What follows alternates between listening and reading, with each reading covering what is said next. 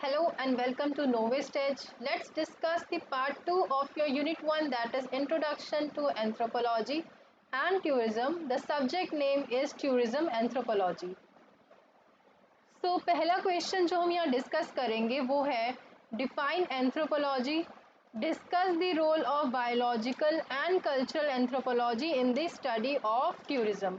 Alright, ये total 10 marks का question है जिसमें 5 मार्क्स में आपको एंथ्रोपोलॉजी को डिफाइन करना है एंड 5 मार्क्स में आपने कल्चरल एंथ्रोपोलॉजी और बायोलॉजिकल एंथ्रोपोलॉजी क्या रोल प्ले करती है टूरिज्म की स्टडी में वो सब लिखना है। ऑलराइट, चलिए। सबसे पहला आप जब इसको आंसर को लिखेंगे तो एंथ्रोपोलॉजी को डिफाइन करेंगे कि एंथ्रोपोलॉजी होती क्या है। एंथ्रोपोलॉजी एक साइंटिफिक स्टडी है ह्यूमन बींग्स की, उनके एवोल्यूशन, कल्चर, सोसाइटीज़ की, बोथ पास्ट में वो कैसे रहे हैं और प्रेजेंट में कैसा रहा है, सब कुछ कैसे वो पास्ट में इवॉल्व होके आए हैं, कैसे उनका कल्चर जो है, पास्ट का कल्चर कैसा रहा है और अब प्रेजेंट का कल्चर कैसा है, देन पास्ट में कैसी सोसाइटी थी हमारी, प्रेजेंट में कैसी सोसाइटी है, ये देखना। प्लस जो है कल्चर्स को कंपेयर करना कि कल्चर्स कैसे कैसे थे। ठीक है, एंथ्रोपोलॉजी एक होलिस्टिक डिसिप्लिन है जो बेसिकली अंडरस्टैंड करती है बायोलॉजिकल और कल्चरल डायमेंशन ह्यूमन लाइफ के। ये एग्जामिन करती है ह्यूमन डाइवर्सिटी को टाइम और मतलब कैसे through time and across the world, कैसे by studying various aspects such as physical traits, languages, customs, beliefs, social institution और and marriage remains। Anthropology basically 4 branches में डिवाइडेड है। वो कौन कौन से, दैट इज फिजिकल और बायोलॉजिकल एंथ्रोपोलॉजी, कि वो फिजिकल या फिर biological anthropology, social cultural anthropology, then you have archaeological anthropology and linguistic anthropology. हमारी हर ब्रांच जो है वो एक डिफरेंट पर्सपेक्टिव प्रोवाइड करती है ह्यूमन लाइफ के लिए, जो कंट्रीब्यूट करता है एक कॉम्प्रिहेंसिव अंडरस्टैंडिंग ऑफ ह्यूमैनिटी में। जो सब्जेक्ट है ये आपके फील्ड वर्क और पार्टिसिपेंट ऑब्जर्वेशन और कंपैरेटिव एनालिसिस पे एम्फसाइज करता है। तो फील्ड वर्क क्या है आपका? फील्ड वर्क का मतलब है कि आप जाते हो किसी फील्ड का एनालिसिस करते हो। फील्ड कुछ भी हो सकता है, आपका विलेज, कस्बा, कोई ट्राइब, कोई ट्राइबल एरिया या फिर कोई आइलैंड हो सकता है आपका। देन फील्ड वर्क में क्या होता है, कुछ पार्टिसिपेंट्स जाके उस फील्ड में रहते हैं, वहाँ के लोगों के बिहेवियर को स्टडी करते हैं। वहाँ पर कुछ पार्टिसिपेंट्स जो होते हैं वो सिलेक्ट करते हैं कुछ लोग एज अ पार्टिसिपेंट, उन पे स्टडी करते हैं, ये देखते हैं कि क्या कल्चर वो फॉलो कर रहे हैं, वो आपस में कैसे रह रहे हैं, कैसा बिहेव कर रहे हैं और ये सब। और क्या करते हैं, कंपैरेटिव एनालिसिस भी करते हैं। कंपैरेटिव एनालिसिस में मतलब होता है कि एक कल्चर को दूसरे कल्चर से कंपेयर करना, एक सोसाइटी को दूसरी सोसाइटी से कंपेयर करना। This is how they compare and do comparative analysis. Basically ये हेल्प करता है आपकी कल्चरल डाइवर्सिटी को अप्रिशिएट करने में और टॉलरेंस को प्रमोट करने में। और वो कैसे टॉलरेंस प्रमोट होगी? By highlighting how human behaviour is shaped by both biology and culture. कैसे ह्यूमन बिहेवियर बायोलॉजी और कल्चर को शेप करता है, कैसे जो बायोलॉजी और कल्चर है वो ह्यूमन बिहेवियर कैसे इन दोनों चीज़ों से शेप होती हैं। सो thus anthropology provides valuable insights into what it means to be a human। Role of biological and cultural anthropology in study of tourism. Tourism आपका सिर्फ इकोनॉमिक या फिर रिक्रिएशनल एक्टिविटी नहीं है, ये डीपली कनेक्टेड है आपके ह्यूमन बिहेवियर से, सोसाइटी से और कल्चर से। एंथ्रोपोलॉजी जो होती है, स्पेशली जो उसके सब फील्ड्स हैं जैसे बायोलॉजिकल और कल्चरल एंथ्रोपोलॉजी, ये हेल्प करते हैं आपके टूरिज्म को एक होलिस्टिक मैनर में अंडरस्टैंड करने के लिए। ठीक है, then we come to biological anthropology. Biological anthropology में क्या होता है? Biological anthropology basically human beings को स्टडी करती है एक एवोल्यूशनरी और बायोलॉजिकल पर्सपेक्टिव से। फॉर एग्जांपल ये वो इस और इन कंटेक्स्ट ऑफ टूरिज्म में हम इस बायोलॉजिकल एंथ्रोपोलॉजी को कैसे देखते हैं, ये हेल्प करती है हमें अंडरस्टैंड करने में, समझने में, कैसे जो हमारा ट्रैवल है, ठीक है, वो कैसे इफ़ेक्ट करता है ह्यूमन बॉडी को और हेल्थ को। फॉर एग्ज़ाम्पल जो बायोलॉजिकल एंथ्रोपोलॉजिस्ट हैं वो स्टडी करते हैं कैसे लोग डिफरेंट क्लाइमेट में अडेप्ट करते हैं, डिफरेंट एल्टीट्यूड्स में अडेप्ट करते हैं जब वो ट्रैवल करते हैं। अब मान लो मैं सियाचिन ग्लेशियर में ट्रैवल कर रही हूँ, या कोई भी टूरिस्ट जाके सियाचिन चला गया, या फिर कोई लेह लद्दाख चला गया, तो वो ये देखते हैं कि हमारी फिज़िकल बॉडी पे उसका क्या इफ़ेक्ट हो रहा है, क्या हमें क्या हेल्थ इश्यूज़ आ रहे हैं, या हमारी बॉडी किस तरीके से उन चीज़ों पर रिस्पॉन्ड कर रही है।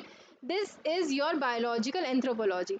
ये एग्जामिन करता है the impact of increased human movement on the spread of diseases, ठीक है, कि कैसे जो हमारी ट्रैवल है, टूरिज्म है, वो कैसे ये ह्यूमन मूवमेंट जो है वो डिसीज़ के स्प्रेड को कैसे इम्पैक्ट कर रही है, क्या वो बढ़ा रही है, ह्यूमन ट्रैवल से डिसीज़ का स्प्रेड इंक्रीज़ हो रहा है या डिक्रीज़ हो रहा है। प्लस जो टूरिस्ट है वो डिफरेंट डाइट्स को, लेवल्स को, फिज़िकल एक्टिविटीज़ को और जेट लैग को कैसे रिस्पॉन्ड करते हैं। अब जेट लैग क्या होता है, जब देखो आप बहुत लंबी जर्नी से ट्रैवल करके आते हैं, तो जैसे मान लो कनाडा से आप इंडिया में ट्रैवल कर रहे हैं और काफ़ी जो लाइक 24 आवर्स के अराउंड आपका ट्रैवल टाइम है, तो उसमें क्या है, जो थकान होती है वो, प्लस जो टेम्परेचर, जो टाइम का डिफरेंस है। फॉर एग्ज़ाम्पल आपने वहाँ पर रात में ट्रैवल करा है या फिर मॉर्निंग में ट्रैवल करा है, ठीक है, और जब आप यहाँ पर लैंड करते हो तो यहाँ पर भी मॉर्निंग ही है, तो एक डिफरेंस आ जाता है आपके उसमें, जो टाइम है, टेम्परेचर, क्लाइमेट है, वेदर है, और ये जो डे नाइट का फ़र्क आ जाता है, तो इससे हमें थकावट के साथ साथ हमें जो स्लीप डेप्रिविएशन हो जाती है वो सब चीज़ें आती हैं जेट लैग में। ये इवन ये भी स्टडी करता है कि कैसे इको टूरिज्म हमारा इफ़ेक्ट करता है human interaction with wildlife and natural habitats. Then come to cultural anthropology. Cultural anthropology जो है आपका, उसका क्या रोल है टूरिज्म की स्टडी में। बेसिकली ये फोकस करता है कस्टम्स पे, ट्रेडिशंस पे, वैल्यूज़ पे और सोशल लाइफ्स ऑफ पीपल। ये जो है ना कल्चरल एंथ्रोपोलॉजी, ये एक मोर डायरेक्ट रोल प्ले करता है टूरिज्म स्टडी में। कल्चरल एंथ्रोपोलॉजिस्ट जो होते हैं वो एक्सप्लोर करते हैं कैसे टूरिज्म जो है वो लोकल कल्चर को इफ़ेक्ट करता है बोथ पॉजिटिवली एंड नेगेटिवली। ये कल्चरल एंथ्रोपोलॉजी आपका होस्ट गेस्ट रिलेशनशिप को स्टडी करता है, ठीक है, host and guest relationship. Then commodification of culture for tourist and how tourism influences identity, traditions and rituals. For example वो ये एनालाइज करते हैं कैसे एक ट्रेडिशनल डांस परफॉर्मेंस जो है वो अडेप्ट करते हैं टूरिस्ट ऑडियंस, और कैसे जो है जो आपके सेक्रेड स्पेसेस हैं किसी जगह के, उसको ओपन किया जाता है फॉर इकोनॉमिक बेनिफिट। टूरिज्म आपका कल्चरल एक्सचेंज भी प्रमोट करता है, बट कभी कभार ये कल्चरल क्लैशेस भी क्रिएट कर देता है, ठीक है। कल्चरल एंथ्रोपोलॉजी आपका हेल्प करता है अंडरस्टैंड करने में और मैनेज करने में यही इंटरेक्शंस को, कैसे, bye promoting mutual respect and sensitivity. तो अगर हम समरी देखें इसकी, तो जो बायोलॉजिकल एंथ्रोपोलॉजी है वो फिज़िकल और एवोल्यूशनरी डायमेंशन ऐड करती है टूरिज्म की स्टडी में, ठीक है, और जो आपकी कल्चरल एंथ्रोपोलॉजी है वो हेल्प करती है एक्सप्लेन करने में सोशल एंड कल्चरल इम्पैक्ट्स को। So together they help us view tourism as a complex human activity shaped by biology, society and culture. अब सेकंड क्वेश्चन है आपका, define tourist and different types of tourism. तो tourist वो person होता है जो अपने ओरिजिनल यूजुअल प्लेस से क्या करता है, यूजुअल प्लेस के आउटसाइड किसी प्लेस में ट्रेवल करता है for anything, be it leisure, business और पिलग्रिमेज। ठीक है, अब मान लो मैं किसी जगह पे रहती हूँ और मैं ट्रेवल कर रही हूँ मान लो श्रीनगर, तो वो मैं अपना एक ओरिजिनल हैबिटेट को छोड़ के श्रीनगर में ट्रेवल कर रही हूँ, तो वो हो सकता है कि मुझे श्रीनगर की ब्यूटी बहुत पसंद है, ठीक है, इसलिए मैं ट्रैवल कर रही हूँ, या मेरा कोई बिजनेस पर्पस है, या मुझे 2-3 दिन की छुट्टी मिली है तो मैं चाहती हूँ भाई जाके टाइम पास हो जाए, लेजर कि भाई मैं वहाँ जाऊँ, मौज मस्ती करूँ, या हो सकता है वहाँ मैं किसी टेम्पल वगैरह को देखने के लिए जा रही हूँ, medical treatment and other purposes. ठीक है, तो ये आपको याद रखना है कि टूरिस्ट क्या होता है। देन जो टूरिस्ट होता है आपका, वो उस जगह पे जहाँ वो ट्रैवल करता है वहाँ एटलीस्ट वो 24 आवर्स तो रहना ही चाहिए, और 1 साल से कम, 1 साल या 1 साल से कम वहाँ पर रहना चाहिए, तभी वो टूरिस्ट कहलाता है। सो जो मेन आइडिया है ना कि मेन आइडिया क्या है आपका, कि जो आपका टूरिस्ट है वो कोई परमानेंट रेजिडेंस वहाँ नहीं ले रहा और कोई लॉन्ग टर्म एम्प्लॉयमेंट नहीं ले रहा उस जगह पे। तो जो WTO है, वर्ल्ड टूरिज्म ऑर्गेनाइजेशन, ये टूरिस्ट को कैसे डिफाइन करती है, एक ऐसा इंसान जो ट्रैवल करता है और स्टे करता है places outside there usual environment, उन जगह पर, उन प्लेसेस पर जो उसके यूजुअल इन्वायरमेंट से बाहर के हैं, for not more than 1 year for the purpose including leisure, business and other activities। जो आपका टूरिस्ट है वो डोमेस्टिक भी हो सकता है और इंटरनेशनल भी हो सकता है। डोमेस्टिक का मतलब क्या होता है, जब वो अपनी कंट्री के अंदर ट्रैवल करता है, और इंटरनेशनल टूरिस्ट वो होता है जब वो डिफरेंट अदर कंट्रीज में ट्रैवल करता है। ठीक है, अगर मैं इंडिया में ही ट्रैवल कर रही हूँ तो मैं डोमेस्टिक टूरिस्ट हुई, और अगर मैं इंडिया से लंदन ट्रैवल कर रही हूँ तो मैं कैसी ट्रैवल करूँगी, मैं इंटरनेशनली ट्रैवल करूँगी। ठीक है, और मैं इंटरनेशनल टूरिस्ट हुई। आगे चलते हैं, डिफरेंट टाइप ऑफ टूरिज़्म। देखो ये जो आपकी सारा का सारा मटेरियल है वो मैंने इग्नू की बुक बैंस 183 के मटेरियल से उठाया है। ठीक है, तो क्रेडिट उनको ही दूंगी मैं इसका, ये मेरा खुद का जो वो है वो तैयार किया हुआ है। हाँ कुछ पार्ट है बट मैंने वहाँ से लिया है। ठीक है, तो टूरिज़्म जो होता है वो आपका बेसिकली क्लासिफाइड होता है सेवरल टाइप्स में, depending on purpose, location, nature and activity. पहला जो होता है एग्जाम्पल वो होता है डोमेस्टिक टूरिज़्म। जब आप अपनी कंट्री के अंदर ही ट्रैवल करते हो तो उसे हम बोलते हैं डोमेस्टिक टूरिज़्म। एग्जाम्पल, एक पर्सन दिल्ली से केरला विजिट कर रहा है तो that is known as domestic tourism. फिर आता है आपका इंटरनेशनल टूरिज़्म। जो लोग इंटरनेशनल बॉर्डर्स के अक्रॉस ट्रैवल करते हैं वो आ जाते हैं इंटरनेशनल टूरिज़्म में। जैसे कि कोई इंडियन फ्रांस विजिट करता है तो it comes under international tourism. Third point is inbound tourism. Inbound tourism है जो टूरिस्ट आते हैं किसी कंट्री में फ्रॉम एब्रॉड, जो लोग एब्रॉड से किसी कंट्री में आ रहे हैं तो वो होता है इनबाउंड टूरिज़्म। मतलब जैसे हमारे कंट्री है इंडिया, और इंडिया में जो लोग एब्रॉड से आ रहे हैं ट्रैवल पर्पस के लिए तो उसे बोलते हैं हम इनबाउंड टूरिज़्म।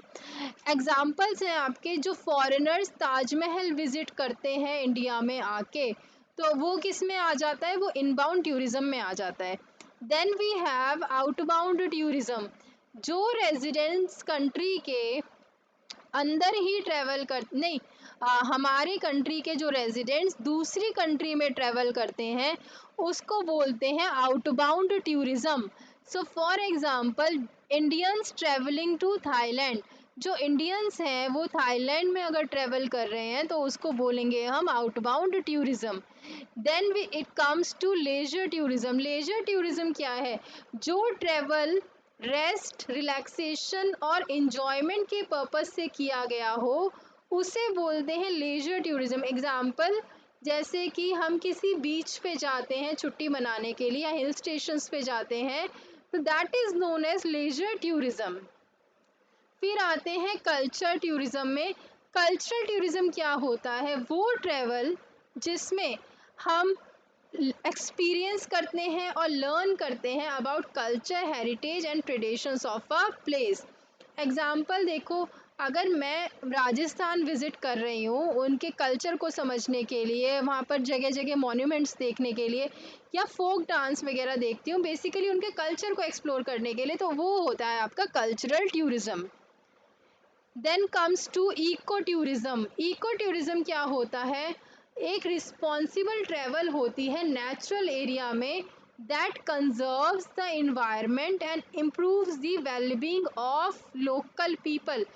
ये एक रिस्पॉन्सिबल ट्रैवल है नेचुरल जगह पे, जहाँ पर आप जाते हो इन्वायरमेंट को कंजर्व करने के लिए और अपने जो वहाँ के लोग हैं, लोकल पीपल हैं, उनके वेलबींग को इम्प्रूव करने के लिए। So that is known as ecotourism. Example ले लेते हैं, जैसे visiting a wildlife sanctuary. Then we have medical tourism. Medical tourism क्या है आपका? जो ट्रैवल आपके मेडिकल ट्रीटमेंट या मेडिकल या हेल्थ रिलेटेड रीजंस की वजह से होता है, that is known as medical tourism. Example देखो, फॉरेन पेशेंट्स जो इंडिया में विजिट करते हैं अफोर्डेबल सर्जरीज के लिए, that comes under medical tourism. Religious और पिलग्रिमेज टूरिज्म, वो ट्रैवल जो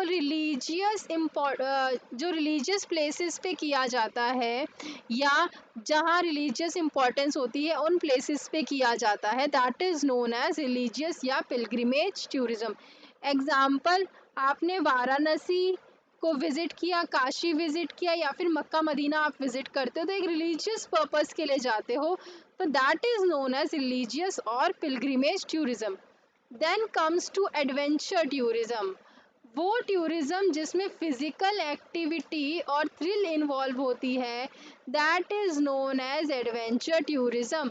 एग्जाम्पल देखो, हमने हिमालय में ट्रैकिंग करी, ऋषिकेश में रिवर राफ्टिंग करी, तो ये सब हमारी फिजिकल एक्टिविटी और थ्रिल इन्वॉल्व करते हैं, तो इसे बोलते हैं एडवेंचर टूरिज्म। ऑलराइट, सो ये क्लासिफिकेशन हमें हेल्प करती है टूरिज्म को समझने में, ठीक है। और ये समझने में कि जो टूरिज्म है ना, वो एक डाइवर्स और मल्टी डायमेंशनल एक्टिविटी है जो कि इन्फ्लुएंस होती है by social, economic and cultural factors, ठीक है। So this is all, take care, and आप नोट्स ले लो या स्क्रीनशॉट ले लो, अदरवाइज मैं एक नोट्स आपके कंपाइल कर रही हूँ, नीचे लिंक दे दूँगी, वहाँ से आप परचेज कर लेना, ठीक है। Take care.